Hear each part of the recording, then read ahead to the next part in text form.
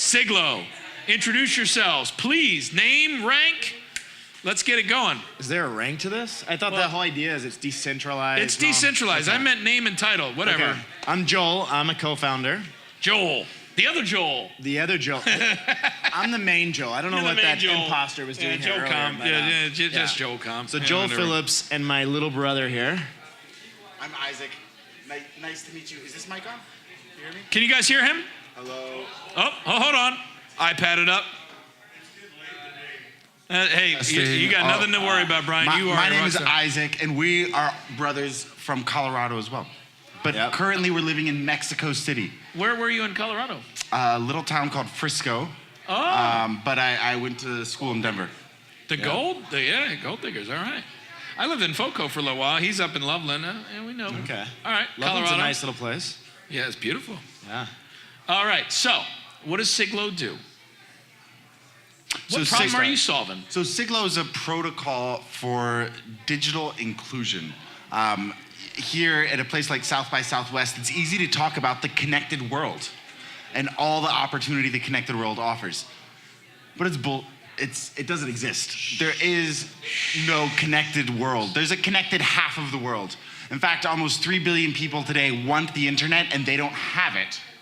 But most of those people have a smartphone. They have an Android phone. Sure. And they connect via a system called airtime, or prepaid cell phone credit. In fact, 73% of the world's cell phones use airtime or prepaid credit to stay connected. And we tokenize that. We think that's the most basic digital commodity in the world. What other digital commodity is consumed by 73% of the world's cell phones? So we're tokenizing that, and we work with brands to sponsor that connectivity and give people free internet. And actually, this isn't new for us. We've been doing this a couple years. Isaac and I were living in New York a couple years ago when the idea first came about that why couldn't we use that brand money to get people more connected in emerging markets? But we realized, okay, New York's not the place to do it. It's not our market, and it was gonna cost us at least like 15 times more than it was gonna cost us somewhere else. So we decided to move to Mexico City, a market where it actually made sense. A lot of talent there. So we've both been living in Mexico City the last 3.5 years, and we built an app and I guess we kind of did everything backwards in the blockchain world in the sense that before we even looked at the white paper, we built a product, we tried to get some traction, we tried to make sure the model actually made sense. We made a lot of mistakes, we rebuilt things, and actually we just crossed 1 million registered users in the last 24 hours. Wait. 1 million people in aggregate, or 1 million people signed up in the last 24 hours? In aggregate, yes. That's still good. I just wanted to make sure. Yeah. I just wanted to make sure. We're getting there. This is a video that's going to replay. I just wanted to make sure. That's still good. Well, we should have left it like that, no matter how you think what they want to think. Yeah, well, but disclaimer, right? All right, anyway, go. So 1 million, but you got 1 million people. That's so. Right. So let me back into that though. So 1 million people, all seriousness, 1 million people that have one of these, but they don't have a subscription. What they do is they buy airtime at a clip. Whether that's how's that monetized? Is that gigabit or is that minutes? What is it today? They pay in pesos and local fiat, and there's a balance. And so, say you're in Colombia, you go to the store and you put 3,000 Colombian pesos on your Claro line. Claro's like the AT&T of Colombia, and then depending on if you use megabytes, minutes, or messages, that just slowly goes down. And so you win top-ups of 1,000 pesos here, 2,000 pesos What's a top-up? I've heard you say that before, but I'm not familiar with that. I know probably a lot of other people aren't. Basically how it works there, if you don't have a contract, you have a phone number, a SIM card. Yep. And in Latin America, especially, you go to the corner store and you say, here's my phone number, I want to put 3,000 more pesos on it. And then you have that credit. And again, like Isaac said, you could burn it watching a video on YouTube, or you could call grandma, whatever you want, but you have a balance and until you burn through it, and then all of a sudden your phone is not connected again. You get a message that says you're out of saldo. Your balance is zero. But what we realized is we have this app that works fine off-chain, and we're giving away digital coins in a central database that can be exchanged for airtime. So why do we need the blockchain? Yeah. And I'm glad you asked the question I was gonna. Well, I mean, It's been a long day. This is like pitch number 20. You're saving me, bro. Just keep it. We read this article, and it said I'm that up. if you put I'm blockchain on the deck, just put that in the presentation, that word, then automatically they'll start throwing millions of dollars at you. So that's what we've done. Yeah, there's actually no blockchain involved. No, I'm just kidding. I'm just kidding. Sorry. I should say I love you What guys. You have happened a sense of humor. I'm like leaning on this mic, and you are keeping me upright. I love Okay, it. sorry. Keep going. Serious. So customers that used Piggy, our existing off-chain app, to connect with consumers, started asking about connecting with other groups of people. So there's a large beer company, and they said, we want to connect with 300,000 salespeople that work in mom and pop shops. Okay. There's a bank that said, we have 20 million accounts, and 5 million of those accounts we can't communicate with the account holder. How can we sponsor their connectivity? Another company has 100,000 employees in Latin America, based throughout 10 countries, and they said, can we sponsor the data of our employees in exchange for tasks of, it's a soft drink company, and so imagine if you're a red soft drink company and you give away hundreds of thousands of fridges a year, and there's a blue soft drink that ends up in that red fridge. That's a big deal.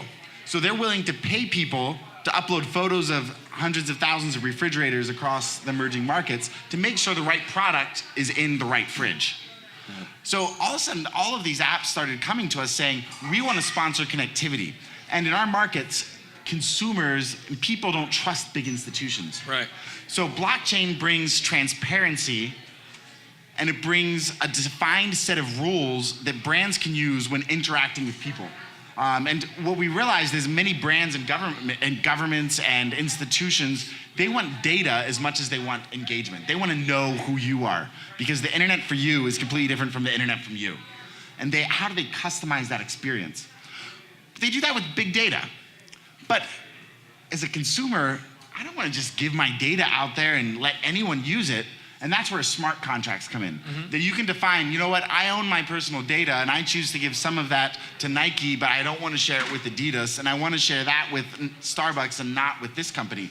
And so all of that is built into this blockchain protocol, and we think it's going to change the way connectivity works around the world, and then it's going to bring the next billion people to start using blockchain applications. So one of the people you sell to, or that you need, is that you need the brands, but how do you get, where do the carriers play into this whole thing? Good question. Good question. So it's very interesting because at the very beginning, we made a strategic decision that, because we had some offers. For example, we went into Colombia, one of the main carriers that's been mentioned here in the last couple minutes approached us and said, we love this. This is really interesting for us. Partner with us. And don't worry, we'll pre-install you on, I think it was it 500,000 phones. But it's going to be exclusive. And at first, we had a number of meetings with them, and we started walking down that road, and we realized, we started doing the numbers, that this doesn't make sense. We don't need to go this route, because first of all, pre-installed apps, how many people have ever used a pre-installed app? The first thing I do when I get a new phone is uninstall everything that lets me uninstall it, right?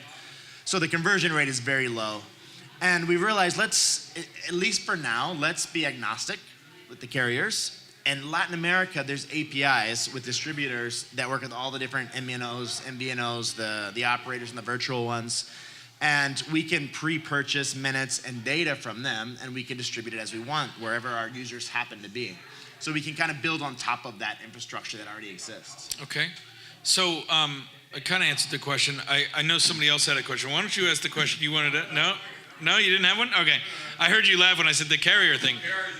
Well, Yeah, no, don't feel obligated. I just wanted to make sure. In our experience, the carriers are very balkanized in our markets, and some of them have offered to invest, and we've said no, because that would limit us from reaching. So how about the a big OEMs percentage then? of Let's go the other direction, right? So like Huawei. Huawei's I have a Huawei phone. I'm being stalked by the Chinese government, according to everybody over here. I like the Huawei phone, right? I have a Huawei phone too. You do? Yeah, phenomenal phone. I Best used to live phone in I've ever Shenzhen. owned. I worked with Huawei there for a year. And we banned them here. We won't sell them here on The infrastructure, AT&T the or infrastructure whatever. side. You can get them on Best Buy. You can get it at Amazon. Yeah. But they had an embarrassing moment that actually, Richard, you turned into a great win at CES. Because they had a deal with AT&T, and then 5 days before CES, AT&T yanked it, and It's called a trade war. So the question is, so an OEM, and sorry for that long lead-in, but just curious, are OEMs, like, how do you deal with OEMs? Is this an opportunity for an OEM to? We've talked with OEMs, and they usually come down with, it's a fairly small group here, and so I'll speak freely. They'll come to us and they'll say, look, we'll preload the app and we'll give you a great deal. We'll preload it for 25 cents. And I'm like, well, preloads to actual conversions. So they're charging you 25 cents cost per acquisition, theoretically, is that what they're saying? And the conversion's But it's not really low. a cost per acquisition, it's probably $1.50 by the time it converts, right? Exactly. More than 50% of our registered users registered with the referral code of one of their friends. So if you refer your friend onto the platform, you get more coins. And there, our user cost is less than 15 cents. Yeah, so So have you shared that with the OEMs? I mean, so no, up in the moment, we work agnostically, we can grow virally, we can do YouTube advertising regardless so of the go-to-market is operator. through, the go-to-market is direct to consumer. And your pitch to them, and your pitch to them is, once again, your pitch to them is Have free internet. Yeah. ad-free internet. If you're, But I'm if you're sponsoring one it of the, though, right? I'm What we're being really saying to a sponsored. user is, look, you have data that's being exploited all over the place and Okay. monetized, but take a piece of that and actually put it to use for something that's very valuable for you to stay connected and more connected. So right? different use case, and this may not be relevant, so just kill it if it is, and we'll move on to a question. But like Brave, is it in that ilk? Is it not in that ilk? I think that the On the bat desktop and the mobile is side.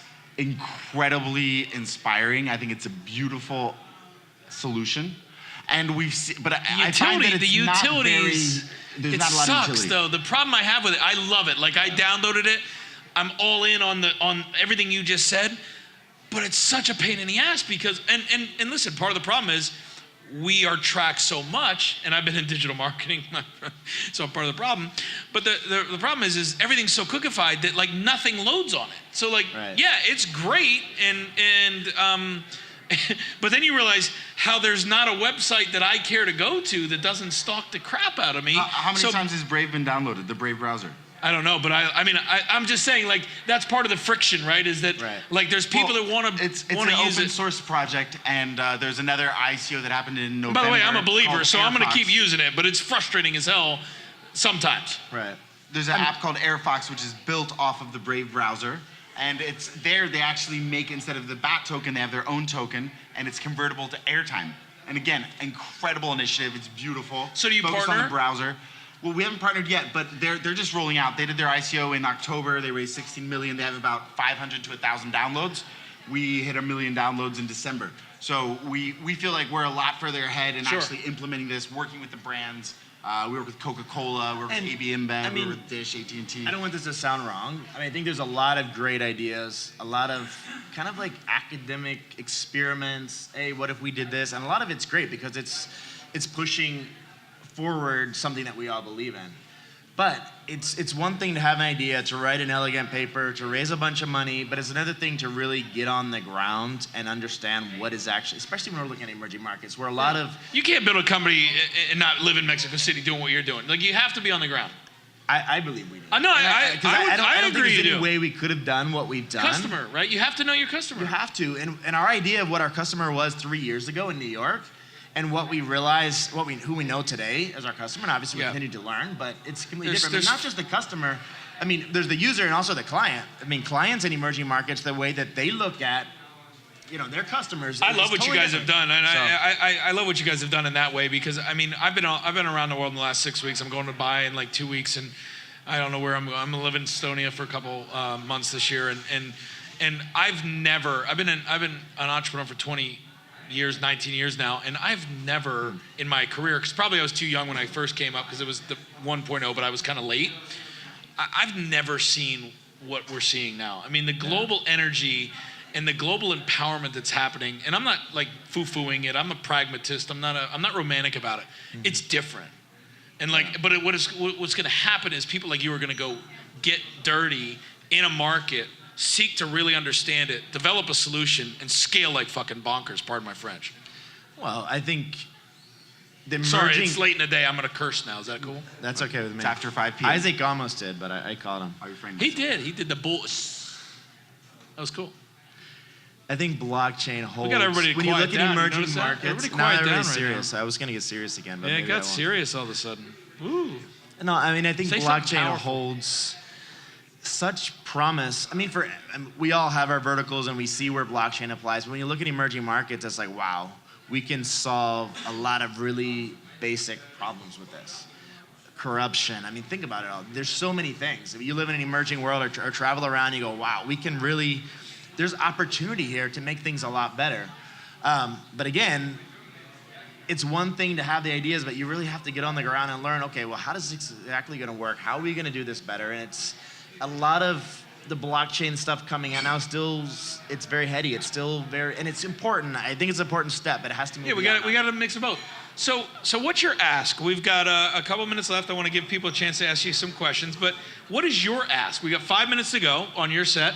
So what are you looking for today? What's the most important next thing for Siglo? How can we all help you? We're looking for partners that are interested in digital inclusion, bringing people access to information, and then access to basic financial services.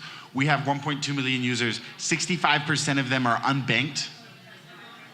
They can't transfer value easily. They can't save value. They can't get access to information, things that we take for granted.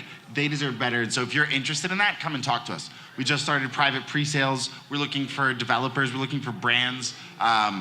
We're really, I mean, somebody told me a few months ago, and I think it made a lot of sense to us, you have to build a community around what you're building to have any kind of success. And we've been really focusing on that. Sure. I mean, sure, we're looking for, accredited investors, people that want to participate in that way, but more than that, it's about, like Isaac said, developers.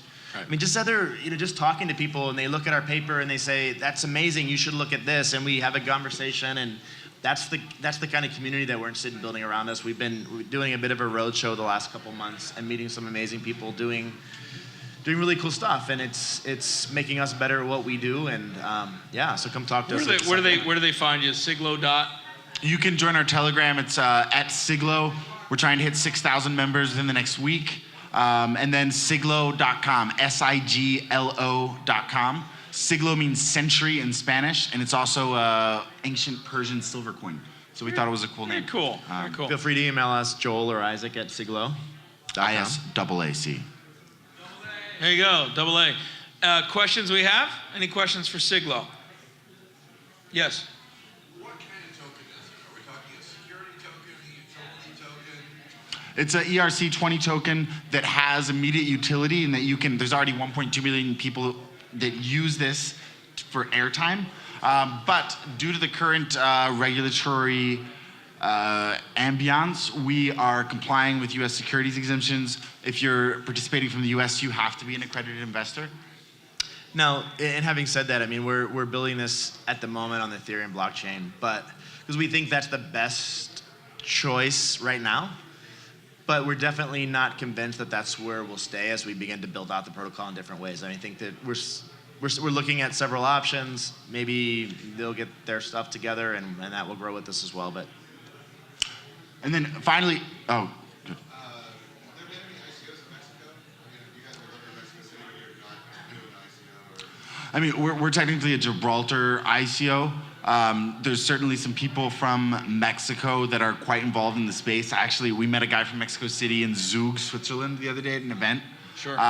So I guess the jurisdiction's hard to define, but there is a Mex ICO association that's forming, and we're part of that. And we think that it's a really big opportunity. Mexico is one of the places that has the largest unbanked population in Latin America.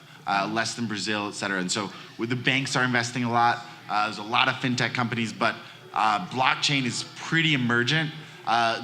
Just this week, the Mexican president passed a new fintech law, which does address digital assets. It won't have much effect on us unless you're exchanging digital assets for cash. But we're very involved and focusing. Actually, it's one of the few places in the world where the main exchange has a relationship and license from the Central Bank of Mexico, which is pretty cool. Lorena Valencia, are you here? Anyway, that name, we'll connect you with her. Sarah, make a note. Lorena, where are you? Yeah, Lorena. Well, you'll meet her this weekend. You guys aren't leaving tomorrow, right? No, We're here till Tuesday. Okay, yeah. So And I'll make sure that happens. So big relationship in Mexico City with So we'll make sure you meet her. She's very connected here. She flew in today. On she'll- Sunday night, we're doing a dinner, and Kathleen Brightman from Tezos is going to speak. Vinny from Civic is going to speak. So there's a few places left. Come talk to us if you'd like to join us. And then Monday, we're doing another sushi dinner that's a little bit off-site. It's a secret. Don't tell anyone. There you go. There's a number of our team around too. Tanya's from our team. Tanya! Anish Mohammed, you probably saw Brittany Kaiser earlier from Bueno Capital. She's been one of our advisors. If you for want a to while. really drill down into tokenomics, I always want to say token economics. Can we just I know somebody else like that. Tokenomics. tokenomics, whatever. Tokenomics. Ooh, But nice name. make sure Anish is standing next to me because I always he has some really good thoughts about that, and Awesome. he's helped us really develop the model out. So Thanks, guys. You Thank did you so great. much. Thanks, guys. All right. 2 more to go.